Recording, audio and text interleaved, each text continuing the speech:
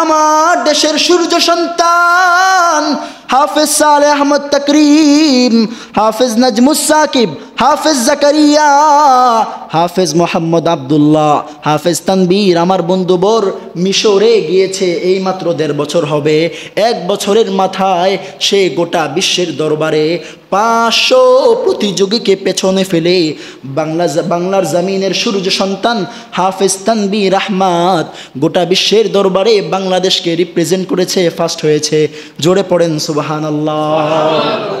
আমরা আজকে দেখতে পাই আমাদের এই জমিনে থেকেও অনেক মানুষ এমন রয়েছে যারা কোরআনুল কারীমকে অবমাননা করে, যারা কোরআনের বিরুদ্ধে আঙুল তোলে। যদি এটা বাহিরের রাষ্ট্রের কোনো মানুষ হইতো মনটাকে বোঝানো যাইতো, কিন্তু আপনি আমি যেই জায়গার মধ্যে বসবাস করি, যেই জায়গার মধ্যে থাকি, এই মেঘনার বুকে দাঁড়িয়ে এক কুলাঙ্গার, নাম তার নারায়ণ দাস, কোরআনুল কারীমের ওপর পা তুলে এটাকে ছবি তুলে প্রোফাইল পিক দেয়, সোশ্যাল প্ল্যাটফর্মগুলোতে এটাকে পোস্ট করে শেয়ার করে। এমন কুলাঙ্গার এই জমিনের মধ্যে আছে। এটা মুসলমান আমার আপনার জন্য বড় লজ্জার কারণ। কথা বলেন ঠিক কিনা? রব্বুল আলামিন বলেন, ইন্না আনজালনাহু কুরআনান আরাবিয়্যান লাআল্লাকুম তাকিলুন। অন্যত্র রব্বুল আলামিন বলেন, ইন্না নাহনু নাযালনা যিকরা ওয়া ইন্না লাহু লাহাফিযুন। এই কোরআন আমি আল্লাহ নাজিল করলাম। ও গোলাম, এই কোরআন আমি আল্লাহ যেমন ভাবে নাজিল করলাম, কিয়ামত পর্যন্ত এই কোরআন আমি আল্লাহ হেফাজত করব। জোরে পড়েন সুবহানাল্লাহ। আরো জোরে পড়েন আল্লাহু আকবার। এই কোরআন হেফাজতের দায়িত্ব নিয়েছেন কে? দুনিয়ার কোনো মানুষ নাকি?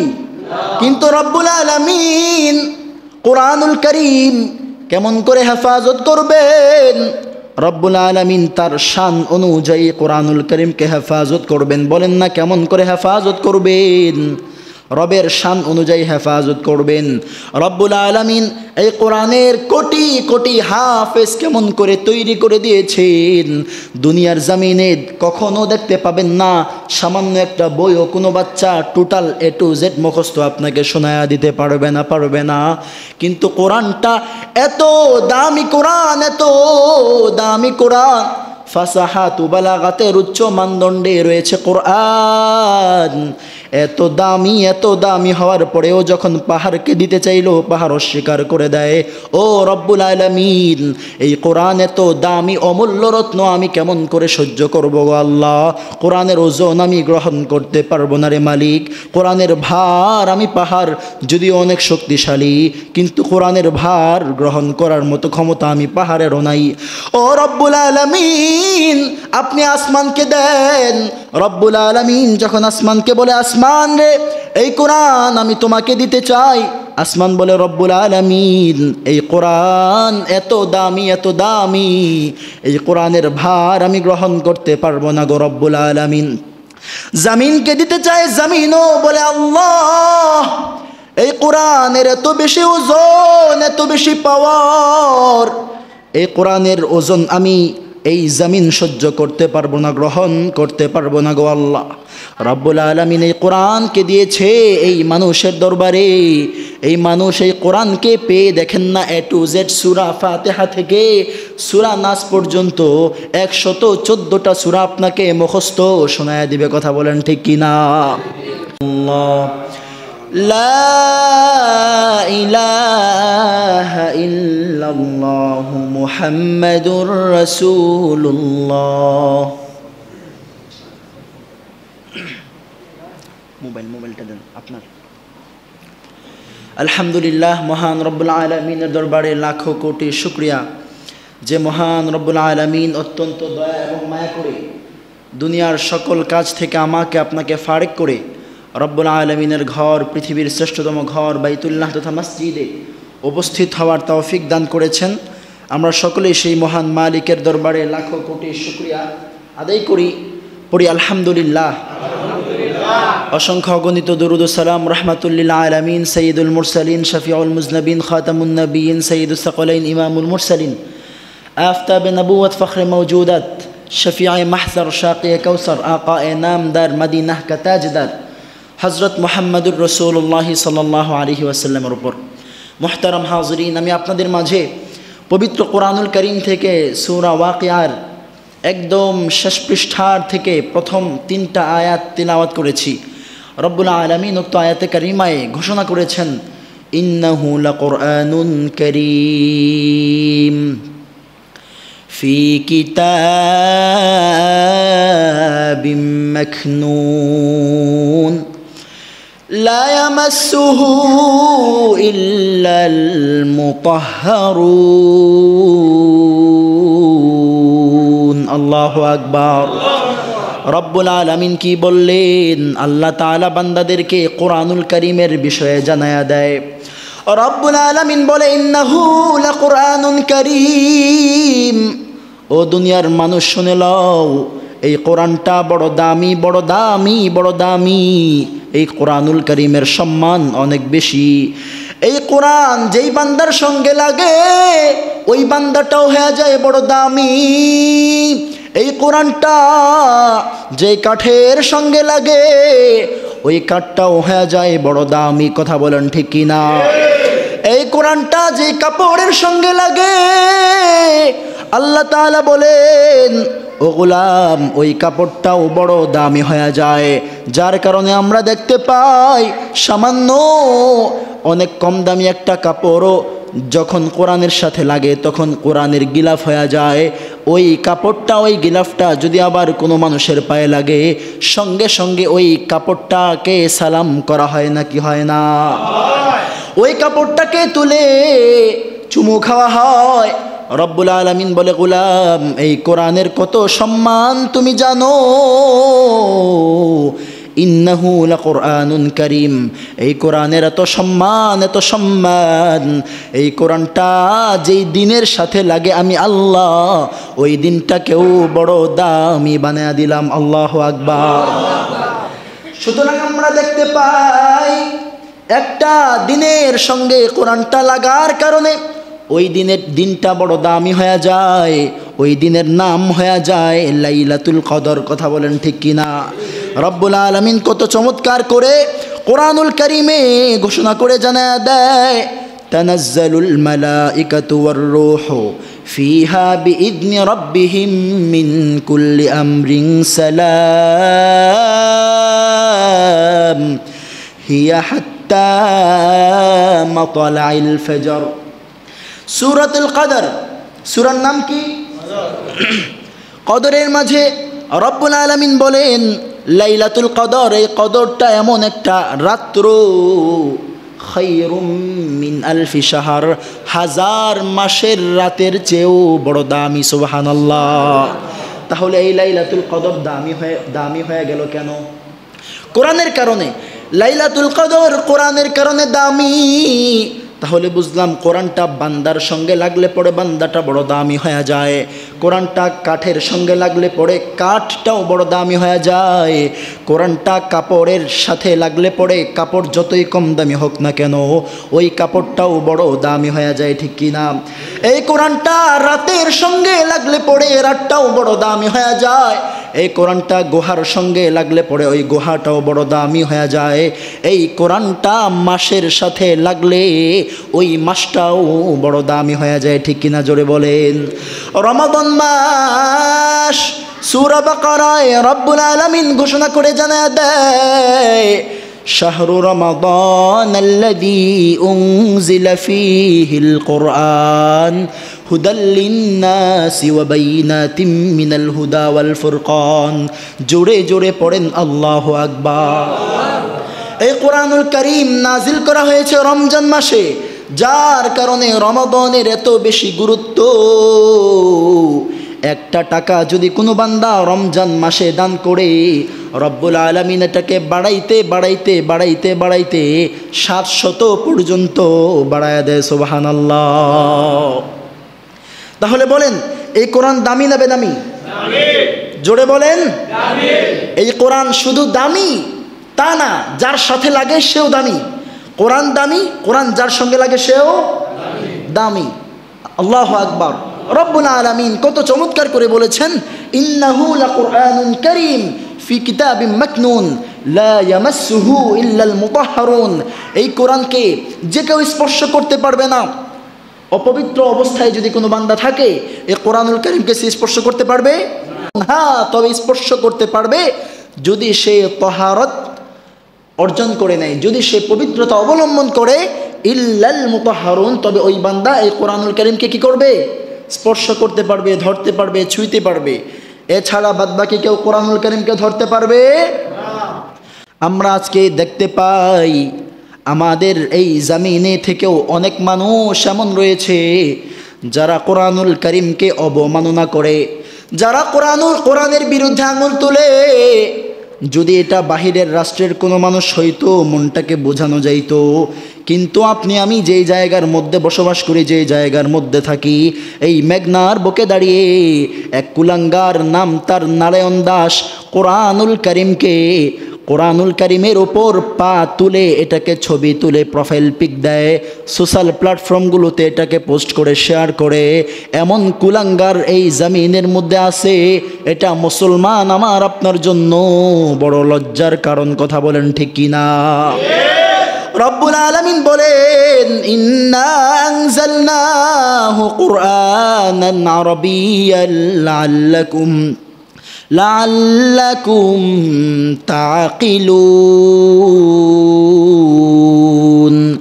অন্যত্র রব্বুল আলামিন বলেন, ইন্না নাহনু নাযালনা যিকরা ওয়া ইন্না লাহু লাহাফিযুন। এই কোরআন আমি আল্লাহ নাজিল করলাম। ও গোলাম, এই কোরআন আমি আল্লাহ যেমন ভাবে নাজিল করলাম, কিয়ামত পর্যন্ত এই কোরআন আমি আল্লাহ হেফাজত করব। জোরে পড়েন সুবহানাল্লাহ। আরো জোরে পড়েন আল্লাহু আকবার। এই কোরআন হেফাজতের দায়িত্ব নিয়েছেন কে? দুনিয়ার কোনো মানুষ নাকি? কিন্তু রব্বুল আলামিন কোরআনুল কারীম কেমন করে হেফাজত করবেন? রব্বুল আলামিন তার শান অনুযায়ী কোরআনুল কারীমকে হেফাজত করবেন। বলেন না কেমন করে হেফাজত করবেন? রবের শান অনুযায়ী হেফাজত করবেন। রব্বুল আলামিন এই কোরআনের কোটি কোটি হাফেজ কেমন করে তৈরি করে দিয়েছেন, দুনিয়ার জমিনে কখনো দেখতে পাবেন না। সামান্য একটা বইও কোনো বাচ্চা টোটাল A to Z মুখস্থ আপনাকে শোনায়া দিতে পারবে না। কিন্তু কোরআনটা এত দামি কোরআন, এত দামি কোরআন, ফাসাহাত ও বালাগাতের উচ্চ মানদণ্ডে রয়েছে কোরআন। এত দামি হওয়ার পরেও যখন পাহাড়কে দিতে চাইলো, পাহাড় অস্বীকার করে দেয়। ও রব্বুল আলামিন, এই কোরআন এত দামি অমূল্য রত্ন আমি কেমন করে সহ্য করব গো আল্লাহ? কোরআনের ওজন আমি গ্রহণ করতে পারবো না রে মালিক। কোরআনের ভার, আমি পাহাড় যদিও অনেক শক্তিশালী, কিন্তু কোরআনের ভার গ্রহণ করার মতো ক্ষমতা আমি পাহাড়েরও নাই। ও রব্বুল আলামিন, আপনি আসমানকে দেন। রব্বুল আলামিন যখন আসমানকে বলে, আসমান রে, এই কোরআন আমি তোমাকে দিতে চাই, আসমান বলে, রব্বুল আলামিন এই কোরআন এত দামি, এত দামি, এই কোরআনের ভার আমি গ্রহণ করতে পারবো না গো রব্বুল আলামিন। জমিনকে দিতে চায়, জমিনও বলে, আল্লাহ এই কোরআনের এত বেশি ওজন, এত বেশি পাওয়ার, এই কোরআনের ওজন আমি এই জমিন সহ্য করতে পারবো না, গ্রহণ করতে পারবো না গো আল্লাহ। রব্বুল আলামিন এই কোরআনকে দিয়েছে এই মানুষের দরবারে। এই মানুষ এই কোরআনকে পেয়ে দেখেন না, A to Z সূরা ফাতিহা থেকে সূরা নাস পর্যন্ত 114টা সূরা আপনাকে মুখস্থ শোনায়া দিবে। কথা বলেন ঠিক কিনা? শুধু কি তাই নাকি? দেখা যায় বাংলার জমিনে এত পরিমাণে রব্বুল আলামিনের রহমত, মাত্র 6 বছরের শিশু, 7 বছরের শিশু দাঁড়াইয়া ফজরের পরে দাঁড়ায়, এশারের আগে আগে পুরো কোরআনটাকে খতম করে দেয়। আল্লাহু আকবার। আমরা বারবার দেখতে পাই কিছুদিন আগেও দেখলাম নাহিদুল ইসলাম বাহিরে গিয়ে পুরা বিশ্বের দরবারে কোরআনুল কারীম দ্বারা প্রতিযোগিতার মাধ্যমে ফার্স্ট হয়েছে, গোটা বিশ্বের দরবারে বাংলাদেশকে রিপ্রেজেন্ট করেছে। জোরে পড়েন আল্লাহু আকবার। তাহলে বলেন এই কোরআন দামি না বেদামি? এই কোরআনের দাম আছে না নাই? এই কোরআন দ্বারা একটা দেশ পর্যন্ত বড় দামি হয়ে যায়। একটা সময় বাংলাদেশকে কেউ চিনতো না, কিন্তু ইদানিং কোরআনুল কারীম দ্বারা আমার দেশের সূর্য সন্তান হাফেজ সালেহ আহমদ তাকরিম, হাফেজ নাজমুস সাকিব, হাফেজ জাকারিয়া, হাফেজ মোহাম্মদ আব্দুল্লাহ, হাফেজ তানবীর, আমার বন্ধুবর মিশরে গিয়েছে এই মাত্র 1.5 বছর হবে। 1 বছরের মাথায় সে গোটা বিশ্বের দরবারে 500 প্রতিযোগীকে পেছনে ফেলে বাংলার জমিনের সূর্য সন্তান হাফেজ তানবীর আহমদ গোটা বিশ্বের দরবারে বাংলাদেশকে রিপ্রেজেন্ট করেছে, ফার্স্ট হয়েছে। জোরে পড়েন সুবহানাল্লাহ। তাহলে এই কোরআনুল কারীমকে আল্লাহ তাআলা এত দামি বানিয়েছেন, যেই বান্দার সঙ্গে লাগে বান্দাটাও দামি। এই কোরআনের মাধ্যমে দেখা যায় এখন বাংলাদেশকে গোটা বিশ্বের মানুষ চিনে। কথা বলেন ঠিক কিনা? অন্যান্য দেশের প্রতিযোগীরা যখন আসে তখন প্রতিযোগীদের লিস্ট যখন দেখে আগে খোঁজে বাংলাদেশে আছে কিনা খোঁজে, কারণ বাঙালিদেরকে খুব বেশি ভয় পায়, কারণ জানে বাংলাদেশি যারা হাফেজ, এই হাফেজরা এরা কোনো ছোটোখাটো হাফেজ না, এরা অনেক কঠিন হাফেজ, তুক্ষার হাফেজ। এদের সাথে যদি কম্পিটিশন হয় আমাদের, তাহলে মনে হয় আমরা পারবো না। অনেকে আশা ছেড়ে দেয় আগে থেকেই বাঙালিদের নাম যখন দেখতে পায়। তাহলে বলেন এই কোরআন দামি না বেদামি? এটা কি সত্য না মিথ্যা? শুধু সত্য নাকি চূড়ান্ত সত্য? তাহলে এই কোরআনকে যদি কোনো বান্দা অবমাননা করে, এটাকে কি গ্রহণ করে নেবেন? আল্লাহর নবী বিশ্ব নবী রাহমাতুল লিল আলামিন বললেন, ইন্না নাহনু নাযালনা যিকরা ওয়া ইন্না লাহু লাহাফিযুন। রব্বুল আলামিন বলে এই কোরআন আমার, এই কোরআন আমি নাজিল করলাম, আর এই কোরআনের হেফাজত আমি আল্লাহই গ্রহণ করব। তাহলে আল্লাহ কেমন করে এই কোরআনকে হেফাজত করে? বলে আমরা বিভিন্ন জায়গায় দেখতে পাই যে সব কিছু পুড়ে একদম ছাই হয়ে যায়, কিন্তু আল্লাহর কোরআনটা পড়ে না। কথা বলেন ঠিক কিনা? এমন প্রমাণ কি একটা দুইটা নাকি অহরহ? সব কিছু পুড়ে যায়। কত উদাহরণ আপনাদেরকে দিব। এই তো বঙ্গবাজারের একটা ঘটনা। আমি তখন ঢাকাতে ছিলাম, তখন আমাকে একজন দেখায়, ভাই দেখেন না, এই তো সামান্য একটু দূরেই বঙ্গবাজার, সব কিছু পুড়ে ছারখার। ওই ক্যাশের মধ্যে টাকা, লকারের মধ্যে টাকা, ওই টাকাও পুড়ে ছাই, কিন্তু আল্লাহর কোরআনটা পড়ে নাই। আল্লাহু আকবার। তাহলে বলেন তো এই কোরআন হেফাজত করেন কে?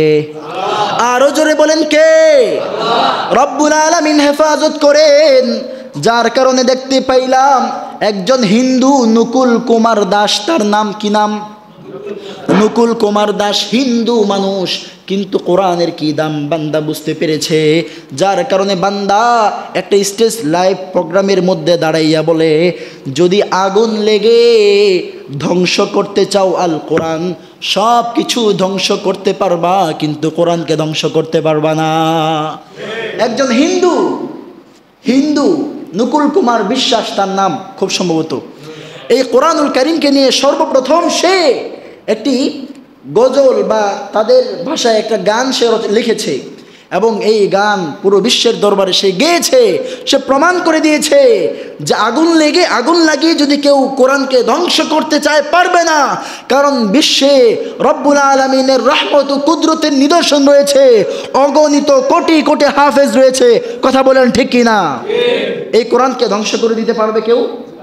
সুতরাং যারা আমাদের এই কোরআনের বিরুদ্ধে ষড়যন্ত্র করতে চায়, আমরা সুস্পষ্টভাবে বলে দিতে চাই, এই কোরআনকে যারাই ধুলাসাৎ করে দিতে এসেছে, যারা এই কোরআনকে মিটিয়ে দিতে এসেছে, তারাই মিটে গেছে। কথা বলেন ঠিক কিনা?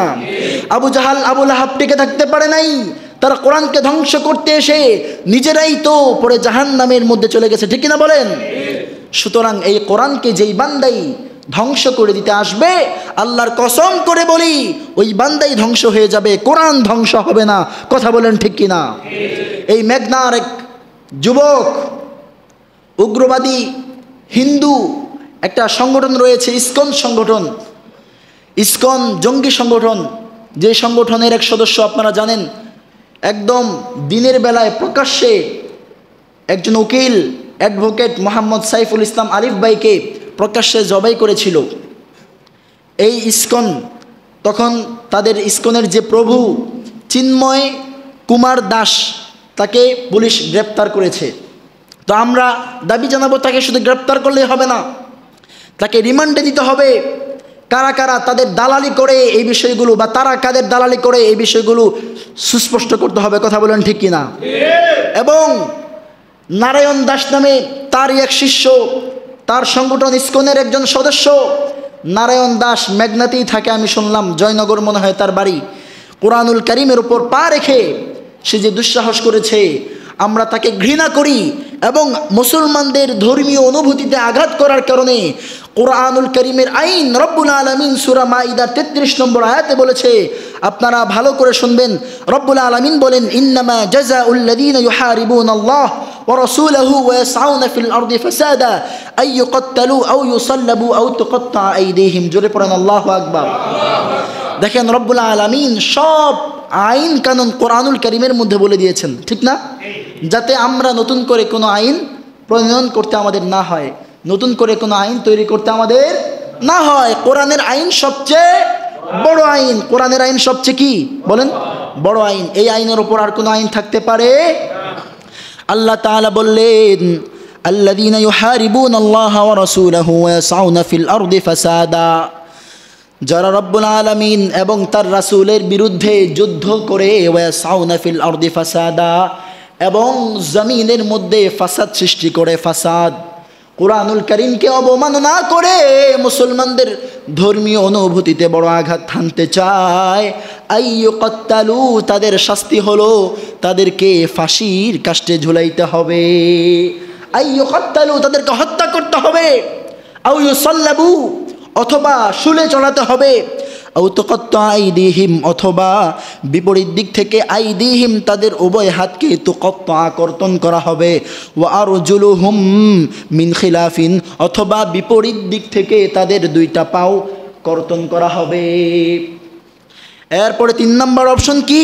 আও ইউনফাউ মিনাল আরদ, যদি এই দুটোটার কোনোটাই করা না হয়, অর্থাৎ যদি তাকে ফাঁসিতে ঝুলানো না হয়, তাকে যদি শুলে চড়ানো না হয়, এবং বিপরীত দিক থেকে তার উভয় হাত কর্তন করা না হয়, তার উভয় পা কর্তন করা না হয়, তবে একদম শেষ অপশন হলো আও ইউনফাউ মিনাল আরদ, ওই মুসলমানদের ভূমি থেকে, মুসলমানদের জমিন থেকে, মুসলমানদের আরদ থেকে তাকে বিতাড়িত করে দেওয়া, তাকে দেশ ত্যাগ করা, মানে দেশ ত্যাগ করানো। এটা কার বিধান? তো প্রথম যেটা আসছে আও ইউকাত্তালু, 1 নম্বর অপশন, আমরা সেটাই তো দাবি করব, ঠিক কিনা বলেন? যে আমাদের ধর্মীয় অনুভূতিতে আঘাত করেছে, আমরা সর্বোচ্চ শাস্তি কি চাবো? ফাঁসি চাবো। তাহলে এই কোরআনের সম্মান কারা কারা দিবেন? একটু দুটো হাত উত্তোলন করেন তো। লিল্লাহি তাকবীর, লিল্লাহি তাকবীর, হাত নামান। আয় আল্লাহ, মৃত্যু পর্যন্ত যাতে করে এই কোরআনুল কারীমের খেদমত আমরা করতে পারি, এই কোরআনুল কারীমকে চূড়ান্ত সম্মান ও ইজ্জত আমরা দিয়ে যেতে পারি, আপনি আমাদেরকে সেই তৌফিক দান করেন। জোরে পড়েন আমিন। সুতরাং যদি কখনো কোরআনুল কারীমের জন্য আপনাদেরকে ডাক দেওয়া হয়, সবাই থাকবেন তো ইনশাআল্লাহ? নিজের জিন্দগির জীবনের সবটুকু বিলিয়ে দিবেন, কিন্তু কোরআনকে অবমাননা হতে দিবেন না ইনশাআল্লাহ। এবার একটা টপিক শেষ হলো। দ্বিতীয় যে টপিক, দেখেন দুনিয়ার জমিনে সবচেয়ে দামি জায়গা কোনটা? সবাই বলেন। যে চুপ থাকবে মনে করবেন যে ওনার কাছে মনে হয় এর চেয়ে দামি আরো জায়গা আছে। সবাই বলেন, সবচেয়ে দামি জায়গা কোনটা?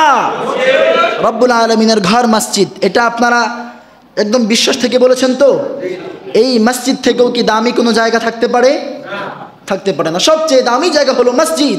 আর রব্বুল আলামিন বলেন, রাসূল করিম সাল্লাল্লাহু আলাইহি ওয়াসাল্লাম বলেন যে 1000 টাকা দানের চেয়ে 1 টাকা ঋণ পরিশোধ করা বান্দার জন্য সবচেয়ে বেশি উত্তম। 1000 টাকা দান করার চেয়ে 1টা টাকা ঋণ পরিশোধ করা বান্দার জন্য সবচেয়ে বেশি শ্রেয়, সবচেয়ে বেশি উত্তম। আপনারা এই মসজিদে নামাজ পড়েন, কত আরামের সাথে, কত তৃপ্তির সাথে, শ্রেষ্ঠ জায়গায় নামাজ পড়েন, কিন্তু আপনারা জানেন কি আপনাদের এই নামাজ যে পড়ছেন এত কিছু অ্যারেঞ্জ করা হয়েছে, এসি, ফ্যান, লাইট, এত কিছু টাইলস করা হয়েছে, মসজিদকে আপনাদের জন্য পূর্ণাঙ্গ করা হয়েছে, কিন্তু এই মসজিদে যে কিছু ঋণ আছে, এক বিশাল কিছু না বিশাল পরিমাণে একটা টাকা ঋণ, এটা কি আপনারা জানেন? কারা কারা জানেন? একটু হাতটা দেখি তো, কারা কারা জানেন? সবাই জানেন? প্রায় লক্ষাধিক টাকার, 1 লক্ষ টাকারও বেশি পরিমাণে ঋণ আছে। তাহলে বলেন, এই যে ঋণ বছরের পর বছর পড়ে আছে, আপনি আমি যে সেজদা দিচ্ছি, এটা কেমন হচ্ছে? সেজদা দিচ্ছি, রবের কাছে দোয়া করছি, উপাসনা করছি, কিন্তু ঋণ রয়েছে আমাদের মাথার পিছে। এটা যদি আমরা দিয়ে দিই এই ঋণটা, ঋণ তো পরিশোধ করতেই হবে, ঠিক কিনা বলেন? ঋণ পরিশোধ করতে হবে না? তো ঋণ পরিশোধ আমরা করি না, আবার আমরা দান করি, মাঝে মাঝে দেখা যায় আমরা দান করি, গরিব দুঃখীদেরকে দেই। তো আপনি দিবেন, ঠিক আছে, বেশি বেশি দিবেন, মুসলমান যেহেতু দিতে হবে, কিন্তু আপনার ঋণটাকে তো আগে পরিশোধ করতে হবে। আমার মাথায় ধরে না যে ঋণ রেখে, আপনার উপরে ঋণ আছে, আমার ঋণ আছে, আমি আবার ঘুমাই কিভাবে, আরাম করে শান্তি মতো ঘুমাই কিভাবে? আমার মাথা পিছু ঋণ আছে, আমি আবার কেমন করে শান্তির ঘুম ঘুমাই? আমার তো টেনশন থাকার কথা যে আমার ঋণ আছে, ঠিক কিনা বলেন? এই মসজিদের ঋণগুলো এটা আপনারা পরিশোধ করতে হবে, আমরাই পরিশোধ করতে হবে। অন্য কেউ পরিশোধ করবে? ওই পাড়ার বন্ধের লোক এসে পরিশোধ করবে কি? এটা আমি পরিশোধ করতে হবে। এটা আমাদের মসজিদ, আপনাদের মসজিদ, আপনারা পরিশোধ করতে হবে, ঠিক কিনা বলেন?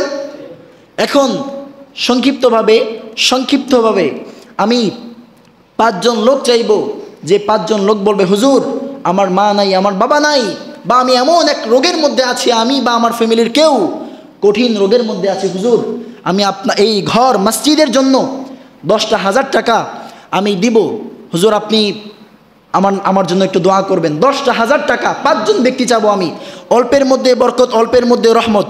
এমন কোনো বান্দা কি আপনারা আছেন? একজন ব্যক্তি চাইবো 10,000 টাকা, একজন লোক আমি চাবো 10,000 টাকা, অল্পের মধ্যে আল্লাহ তাআলা বরকত দিয়ে দিবে। দেখেন সাহাবায়ে কেরাম ছিল মাত্র 313 জন। কয়জন ছিল? 313 জন। 1000-এরও অধিক বেঈমানদের বিরুদ্ধে তারা যুদ্ধ করে সফলতা অর্জন করেছে না? 10,000 টাকা কি বেশি কিছু? আল্লাহ তাআলা পবিত্র কোরআনুল কারীমে কি বলেন আমি শোনাই, আমি আপনাদেরকে বলবো। আমার দায়িত্ব বলা, আমার দায়িত্ব হচ্ছে দিনের সব কিছু আপনাদেরকে জানিয়ে দেওয়া, আপনাদেরকে জানানো। তো শুধু ওই জমিনের নিচের কথা আর আসমানের উপরের কথা এগুলোই জানাবো, আর দুনিয়ার মাঝখানে কি হচ্ছে এগুলো জানানোটা আমার দায়িত্ব না? একজন ইসলামিক নেতার দায়িত্ব কি? তাকে সব কিছু, জনগণকে সব কিছু সম্পর্কে অবগত করা।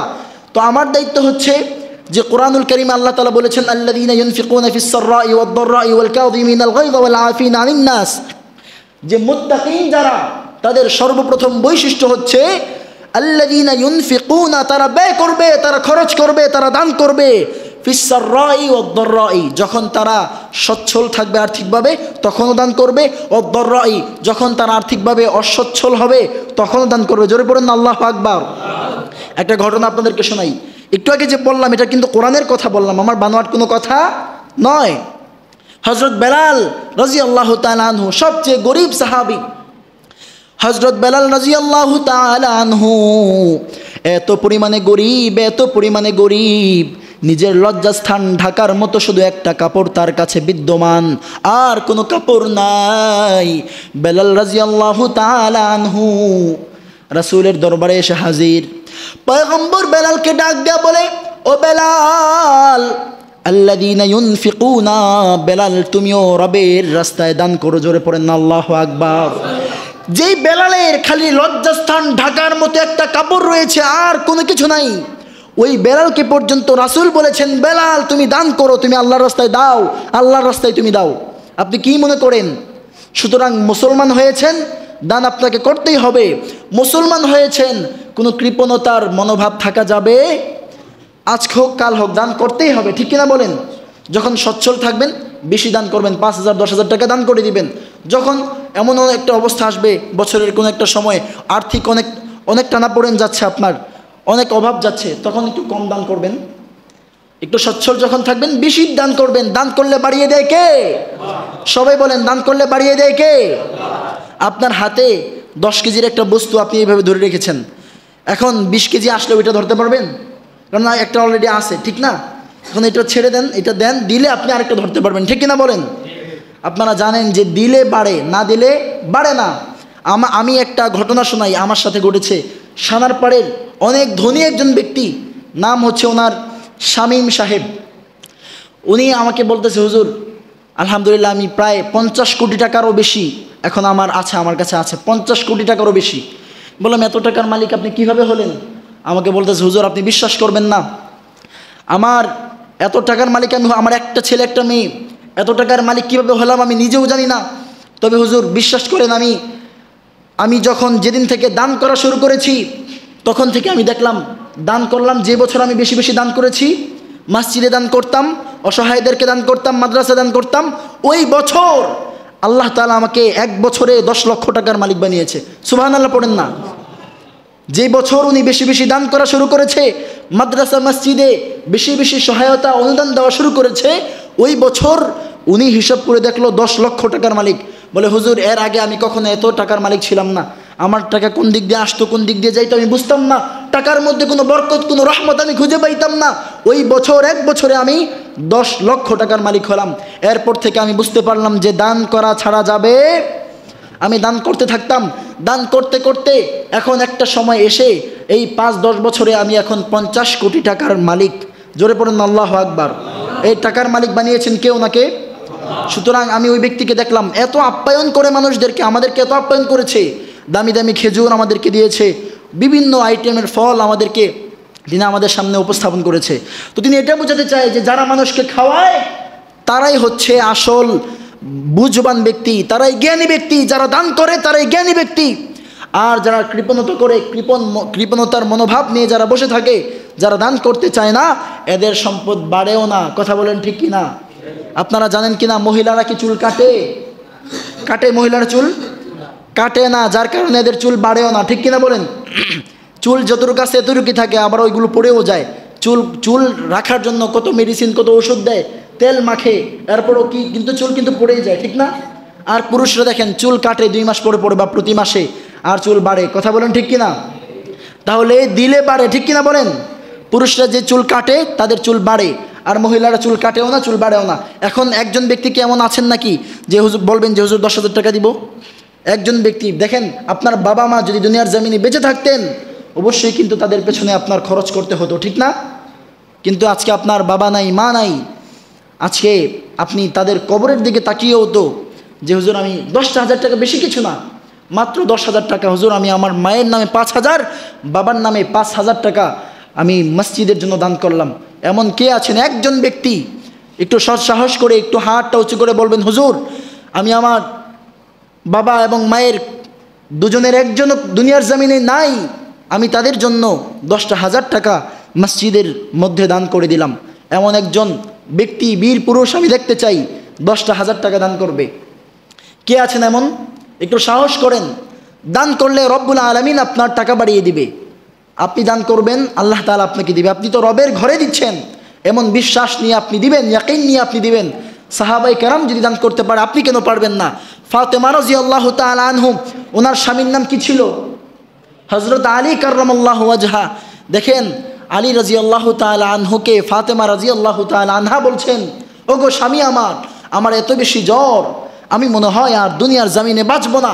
খুব খেয়াল করে শুনবেন যুবক ভাইয়েরা, বৃদ্ধ বাবাজিরা খুব খেয়াল করে শুনবেন। বলছে, ওগো স্বামী আমার জ্বর এত পরিমাণে, মনে হয় আমি আর বেশি দিন বাঁচবো না, আমার শেষ ইচ্ছা।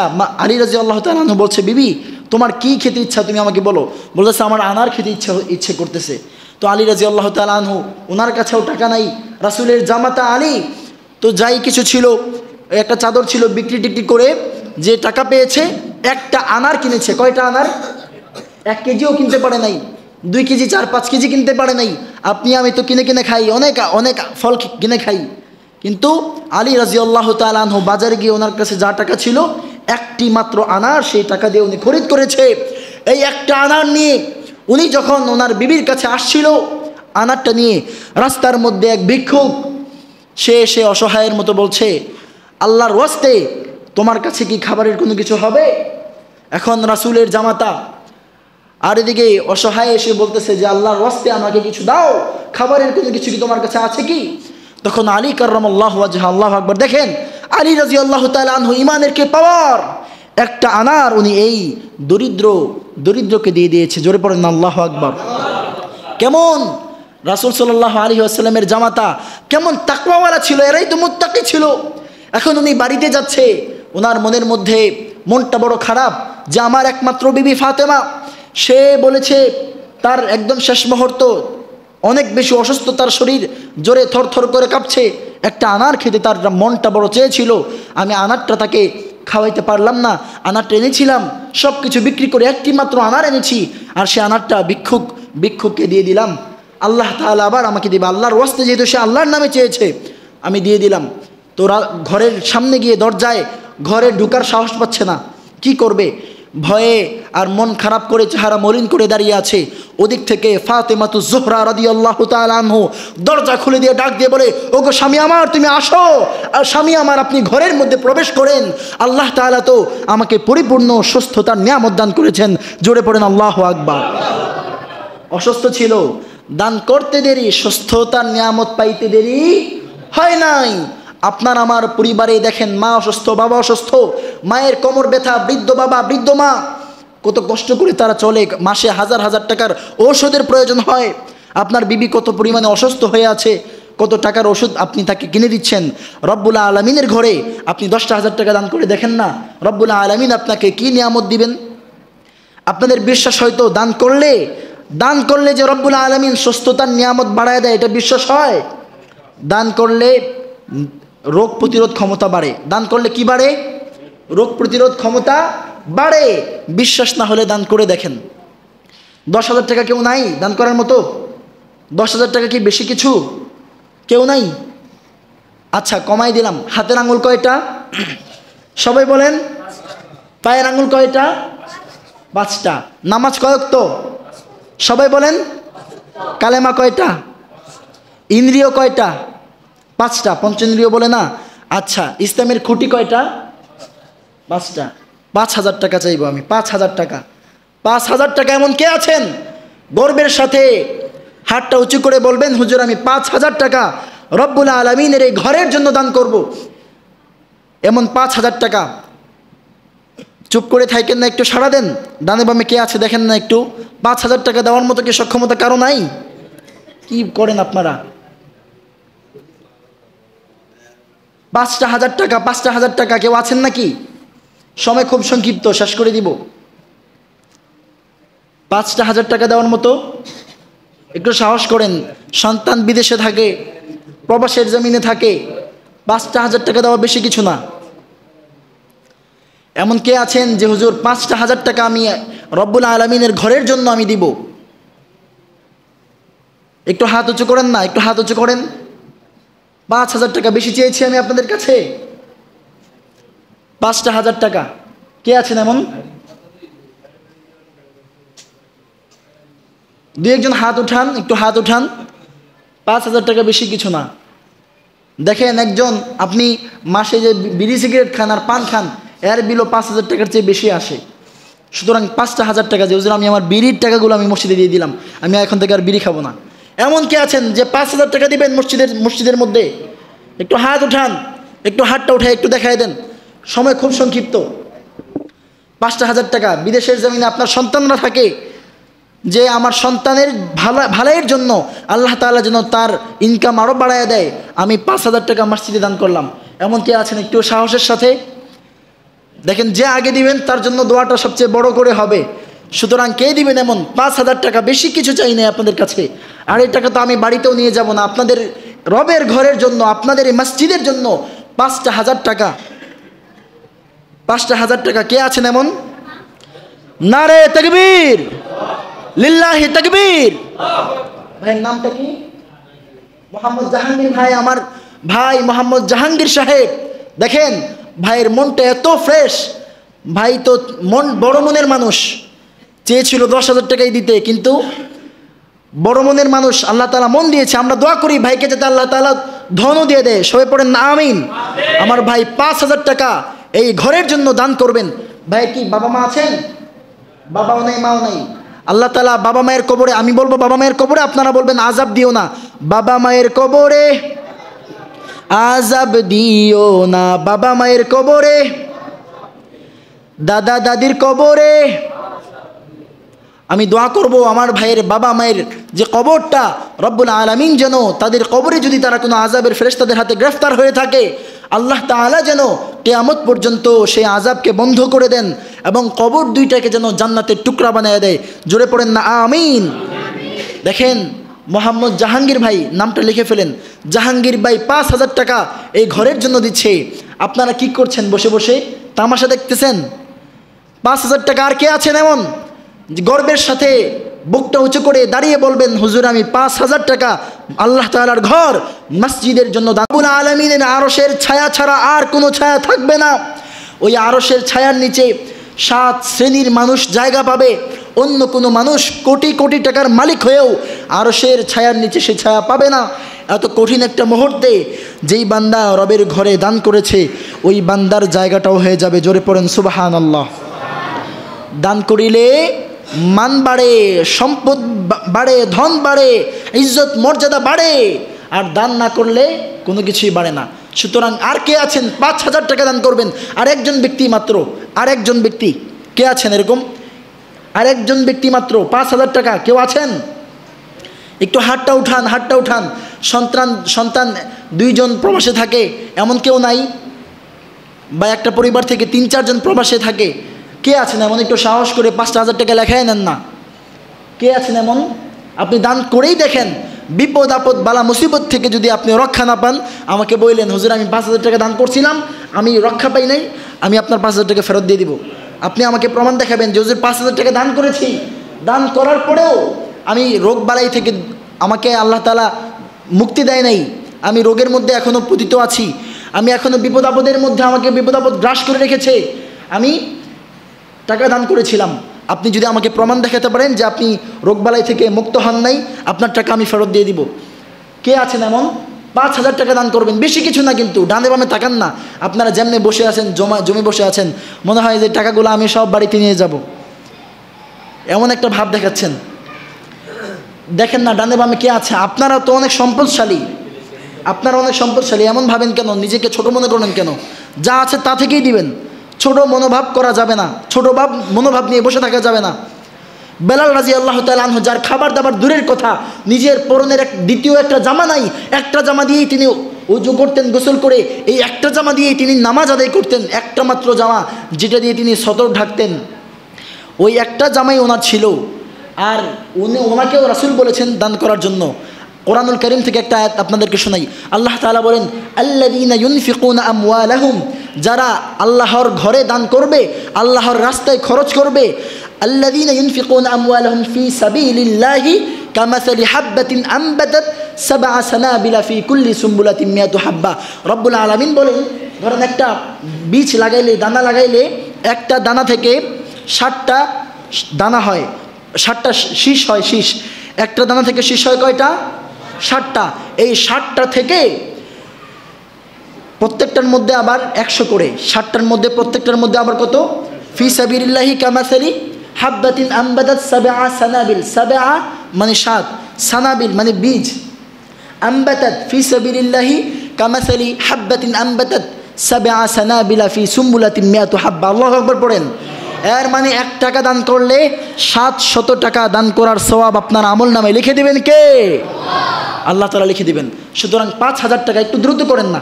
5,000 টাকা কেউ আছেন? আর কেউ নাই? 5,000 টাকা আর কেউ নাই? এই একজন লোক চাইব শুধু। শেষ ভালো যার সব ভালো তার। কে আছেন এমন 5,000 টাকা? কে আছেন এমন 5,000 টাকা দান করবেন?